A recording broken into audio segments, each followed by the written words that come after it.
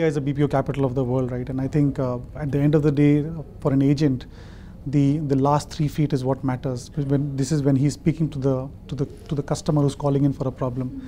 And so what matters the most is how clearly can you communicate, how well are you able to understand the customer. And that's where Jabra has a lot of innovation in sound technology around noise cancellation, because you can imagine that some of the BPO floors can be pretty noisy.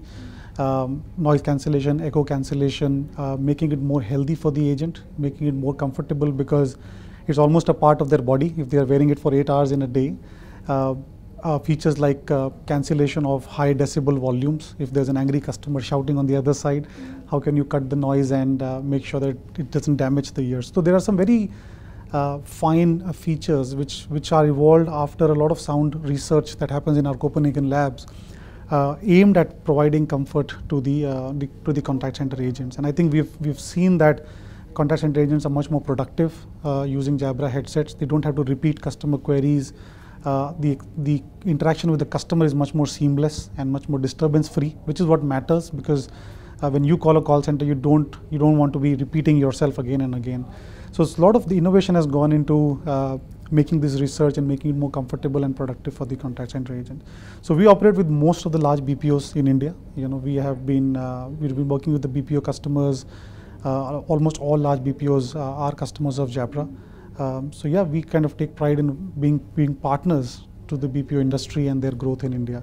We represented in India by Innova Telecom. They are our distributor in India, and they work with our customers to deliver seamless experience.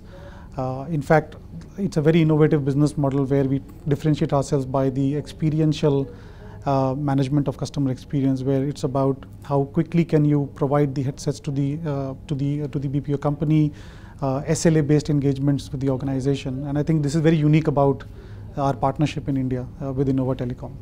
Yeah, no, I think Indian BPO industry has been growing fairly rapidly, right? While we see that the outsourcing is happening to a few other companies, I think India still offers a lot of value proposition in terms of expert-based BPO interaction. I think BPO is evolving to become BPM now. I mean, to your point earlier, which means that there's a need for expertise, and I think that's where India keeps scoring. So I see that the market will continue to grow, the BPO industry will continue to grow, and we need to evolve to provide technology to support newer channels in the BPO industry. Like now you have click-to-video chat, so it's going beyond voice, and I think the industry is evolving to make it more seamless for end customer to interact with BPOs. So it's becoming more multi-channel, and so one challenge for us is how do we, keep up to date with that technology and provide technology which will enable BPOs to address all these technological advances.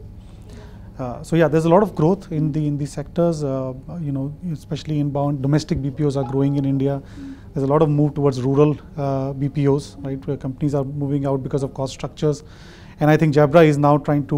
We have headsets aimed at all segments of BPOs, and we're trying to expand our reach now in India to get to more and more cities. To cater to these BPO customers. So social media is today being used, I mean, it's kind of on an uptake where social media is being used for, addressing customer queries and customer concerns.